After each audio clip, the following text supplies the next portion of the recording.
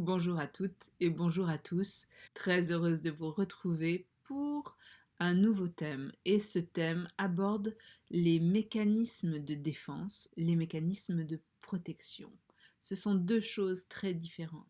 Le premier mécanisme est un mécanisme inconscient. Il nous fait réagir. Il nous fait partir en flèche de façon très mentale, de façon très défensive, pour nous protéger d'une situation, d'une crise, sans être totalement responsable de ce qui se joue en nous. Ce mécanisme de défense passe bien souvent par la tête pour nous couper de notre monde émotionnel.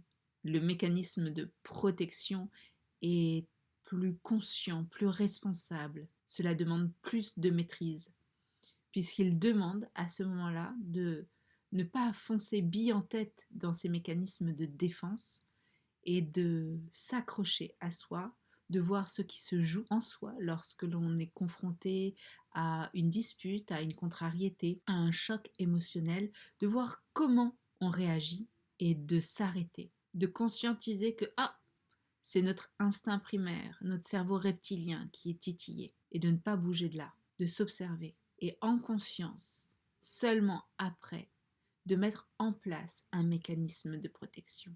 Exemple, quelqu'un vous dit quelque chose qui vous fait réagir très violemment parce que vous l'entendez d'une certaine façon. Vous ne savez pas ce que l'autre a voulu dire, mais vous interprétez et vous supputez que c'est une agression ou que c'est un moyen détourné de vous faire passer un message et vous partez dans les tours. Et là, comme deux chiens qui s'aboient dessus, ça part en cacahuète.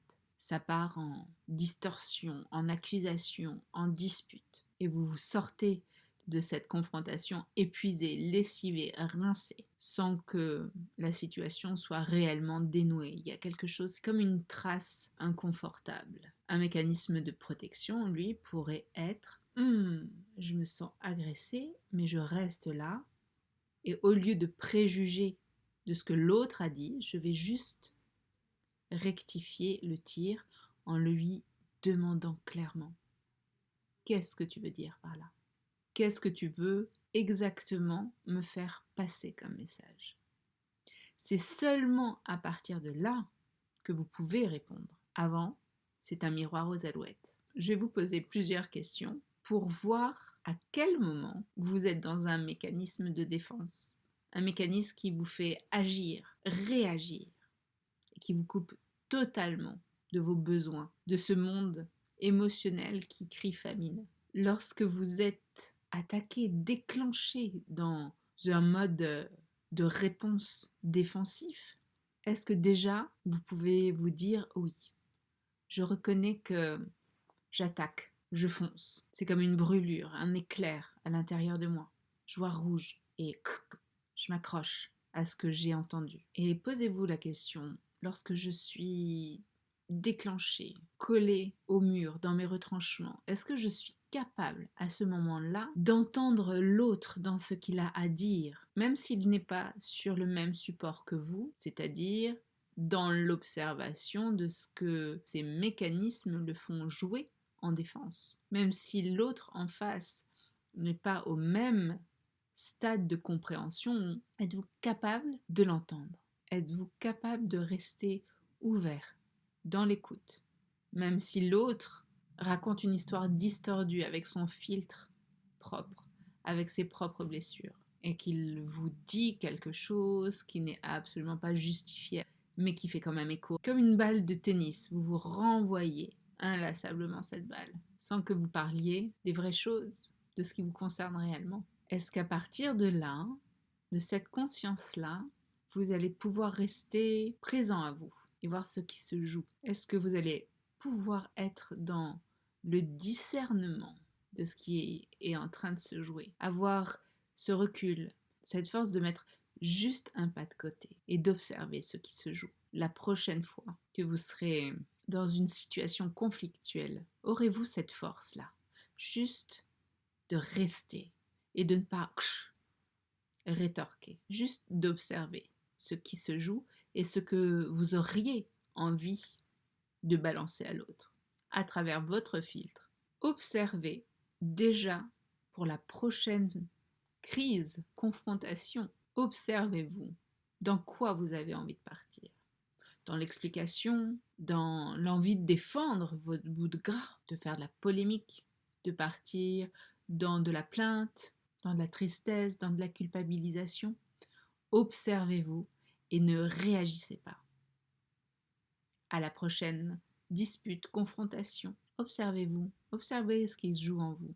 Et si vous prenez les pieds dans le tapis, ce n'est pas grave. Vous commencez à indiquer à votre cerveau que vous décidez d'agir autrement. La prochaine fois, vous pourrez peut-être, en conscience, vous arrêter. Ou simplement vous arrêter 1 minute et repartir dans le galop de la dispute et du feu qui se joue. Et ce sera très bien. Vous aurez déjà mis un pas de côté. Et si vous pouvez continuer même à mettre un pas de côté, même si vous êtes complètement dans cette dispute, cette confrontation, observez-vous et posez-vous la question, qu'est-ce qui pourrait me mettre, moi, en position de protection et non plus de défense? La défense, c'est l'attaque. La protection, c'est le respect de soi. C'est le respect de ses limites. C'est le respect de ses valeurs. C'est le respect de ses besoins. Qu'est-ce qui pourrait nourrir mes valeurs, mes besoins, mes limites? Quelles seraient les actions de protection que je peux mettre en place pour enfin répondre à ce monde émotionnel intérieur très inconscient qui bloblote à l'intérieur de moi et que je fais taire par des surréactions en étant dans le mental, dans la défensive, dans l'accusation, dans la plainte, dans le jugement, dans la culpabilisation. Tous ces schémas-là vous coupent de vous. Plus vous allez vous observer dans ces moments de feu, dans ces moments de confrontation, plus vous allez faire un choix conscient de sortir de ce feu et de répondre par ce qui serait juste et bon pour vous. Comme l'exemple que je prenais, c'est-à-dire ne pas supposer que quelqu'un dit cette chose-là pour vous faire mal ou pour vous faire passer un message XY, mais juste de poser la question, qu'est-ce que tu veux dire par là? C'est déjà un moyen de protection pour vous et aussi un moyen de rediriger sur le chemin du relationnel, ce qui se joue vraiment. Ne vous tapez pas sur les doigts si vous foncez tête baissée dans une dispute, c'est ok. Chaque chose en son temps. Rome ne s'est pas fait en un jour. Donc, soyez déjà remerciants, valorisants, honorés de décider, de changer. Félicitez-vous juste pour avoir cette conscience de vous dire je décide de changer de direction, de changer de posture mentale. Pour moi, déjà, pour mon bien, pour mon respect, pour mon envie d'être dans une relation saine, vraie, sincère. Et plus vous allez être en relation vraie, saine et sincère avec vous, et plus il y aura un effet domino et vos proches vont forcément se réajuster en fonction de ce que vous allez être, de ce que vous êtes, de ce que vous allez laisser vivre et être, de ce que vous allez incarner. Nous sommes des êtres reliés, tous unis les uns aux autres. Nous avons des neurones miroirs en nous, dans notre cerveau, et ces neurones miroirs sont également appelés les neurones de l'empathie. Et ces neurones de l'empathie nous font nous calibrer les uns aux autres, nous font nous harmoniser les uns aux autres. Donc occupez-vous de vous, occupez-vous de votre monde émotionnel. Ne projetez pas sur l'autre ce qu'il vous dit, comment il devrait vous le dire, de quel droit. Non, revenez à vous. Et plus vous allez revenir à vous, plus vous allez être en responsabilité avec vous, plus vous allez être le dompteur, le modeleur, plus vous allez revenir à vous, plus vous allez laisser la possibilité, la chance aux autres d'en faire de même et d'avoir des relations basées sur du vrai et non sur du faux semblant, non sur des blessures, non sur des déclencheurs qui font exploser et qui, à la fin, reviennent sur le tapis. inlassablement. Parce qu'on ne dit pas la vraie histoire, parce qu'il se joue autre chose derrière. Alors il y a des coups d'éclat, ça va parfois dégonfler le soufflet, mais on va rejouer la même scène, inlassablement. Parce que en dessous, il y a ce monde émotionnel qui n'est pas pris en compte, qui n'est pas nourri, qui n'est pas respecté, parce que c'est la tête qui prend. Et vous n'êtes pas qu'une tête, vous êtes une tête et un corps. Et la tête et le corps sont en perpétuelle relation, ils dialoguent perpétuellement. À vous, en conscience, de laisser aussi la parole à votre monde émotionnel, à votre monde kinesthésique. Si vous laissez juste la parole à votre monde mental, égotique, il y a une forme d'injustice, de déséquilibre. Revenez à vous.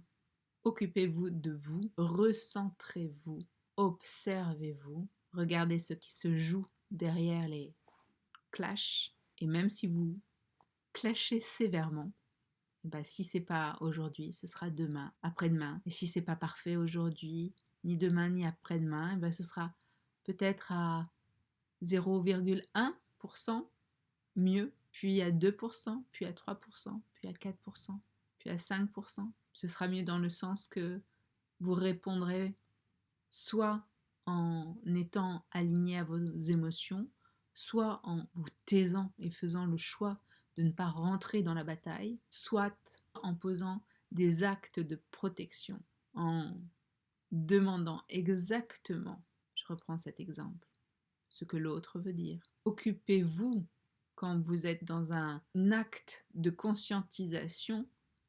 Il est important de vous relier à vos besoins, à vos limites, à vos valeurs. Et plus vous allez vous relier à vos besoins, vos limites et vos valeurs, et plus vous appliquerez des mécanismes de protection, et vous ne serez plus dans des mécanismes de défense qui sont beaucoup plus délétères, destructeurs, et qui usent le cœur, alors qu'un mécanisme de protection, vous nourrissez vos besoins, votre monde émotionnel.